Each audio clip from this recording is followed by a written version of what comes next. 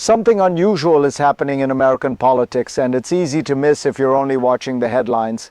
For weeks, Donald Trump spoke about wars, borders, power abroad. Then suddenly he pivoted. Hard, housing, credit cards, Wall Street, interest rates. On paper, it looks like a populist turn. A president picking a fight with corporate America to prove he's on the side of ordinary voters. But here's the paradox. The loudest resistance to Trump's economic push isn't coming from Democrats. It's coming from his own party. The same Republicans who cheer his rallies are quietly distancing themselves from his ideas, not because the message is unpopular, but because the system makes it hard to turn that message into law. And that tension matters, because in modern politics, winning the argument is often easier than changing reality. If you want to understand how power really works, not in theory but in practice, stay with me. Because to see where this conflict leads, we need to understand what Trump is actually trying to fix. So let's slow this down and define the problem clearly. Trump's economic pivot isn't random. It targets a single, emotionally powerful idea: affordability. Homes feel unreachable. Credit card debt feels permanent. Every swipe, every bill, every rate hike feels like the system is tilted against ordinary people. Trump responds with blunt instruments. Ban institutional investors from buying homes, cap credit card interest rates at 10%, force competition to lower swipe fees, pressure the Federal Reserve to cut rates. Each proposal points in the same direction, confronting concentrated power in finance and housing. But here's the structural problem. None of these changes can happen through speeches alone. They require legislation. They require votes. They require a Republican Congress that agrees not just with the message but with the method. And that's where the friction begins. Because the modern Republican Party is split between two instincts: appealing to voters who feel squeezed and protecting a system that rewards markets, donors, and deregulation. That contradiction isn't new, but now it's unavoidable. And to understand why, we have to go back to where this economic order actually came from. To understand this clash, we need to zoom out beyond Trump, beyond Congress, and into the economic cycle that shaped both. For decades, American economic policy followed a simple belief: free markets allocate resources best. Lower taxes, fewer rules, cheaper capital. That model worked until it didn't. As interest rates stayed low and capital flooded the system, money stopped flowing into wages and productivity. It flowed into assets, homes, stocks, financial products. Housing became an investment vehicle before it was a place to live. Credit cards became a bridge between stagnant incomes and rising costs. And Wall Street became structurally tied to everyday survival. Republicans embraced this system. Deregulation wasn't a side effect, it was the point. So when voters began feeling locked out, the party's instinct was to double down: tax cuts, lighter rules, market fixes. Trump disrupted that rhythm, not with a new theory, but with a new political signal.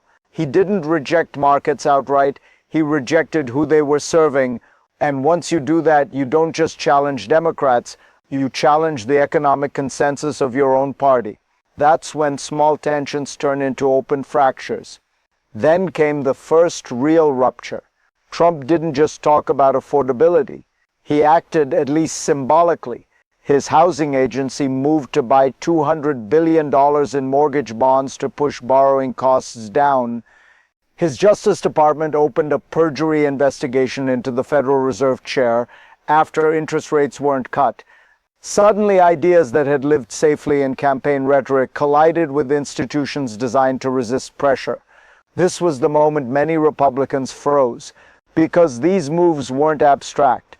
They touched the financial system's load-bearing walls, the Federal Reserve's independence, the mortgage market's balance, the assumption that politics stops at the edge of monetary policy. Wall Street felt it immediately. Lobbyists panicked. Phones lit up on Capitol Hill, and inside the Republican Party, a quiet rebellion began. Not dramatic, not public, just a coordinated step backward. Support softened, concerns were raised, leaders dismissed the ideas as not thought through.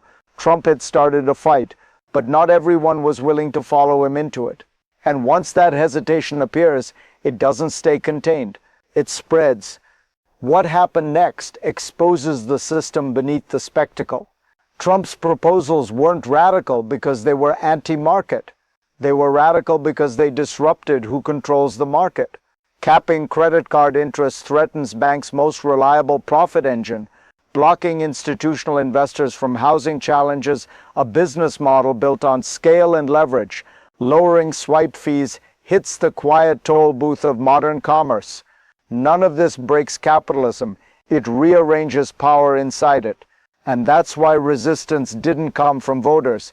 It came from intermediaries, lawmakers, lobbyists, financial allies, whose role is to translate markets into policy and policy back into markets.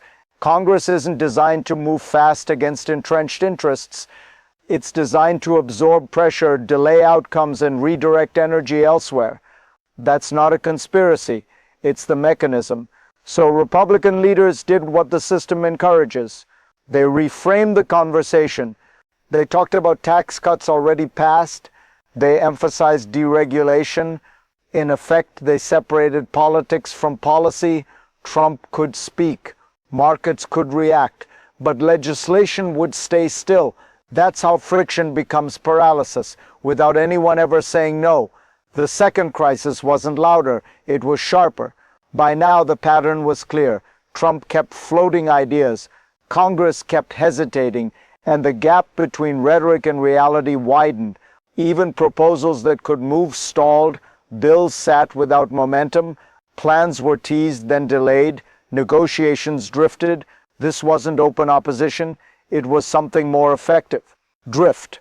Inside the party, lawmakers began treating Trump's economic agenda as background noise, something to survive, not advance. Yet outside Washington, the signal still landed. Wall Street reacted with anxiety. Lobbyists admitted a single Trump statement could move markets more than months of quiet negotiations. Uncertainty became the cost. And uncertainty is its own kind of crisis, because markets don't fear regulation as much as they fear unpredictability.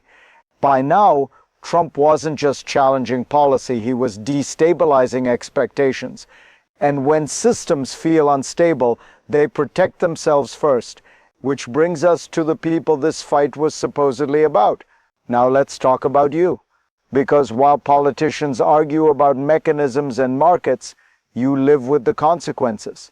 You feel it when rent rises faster than your paycheck, when a credit card balance never seems to shrink, when a home stops feeling like a milestone and starts feeling like a fantasy.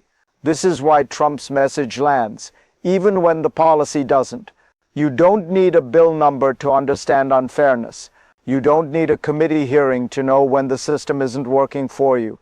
When Trump says he's fighting Wall Street, it sounds personal.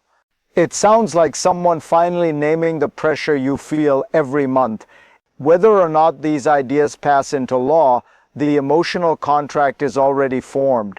If you've ever felt the economy is something done to you, not for you, this is why this moment matters. But recognition alone doesn't change systems.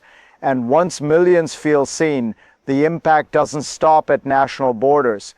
When America shifts, the world pays attention, because the American financial system isn't just national infrastructure, it's global plumbing. Credit card networks stretch across continents, housing markets absorb international capital, the Federal Reserve sets the rhythm for money worldwide. So when Trump questions interest rates, markets in Asia listen. When he challenges Wall Street's margins, investors in Europe recalibrate. Populism sells stability to voters, but signals risk to the world.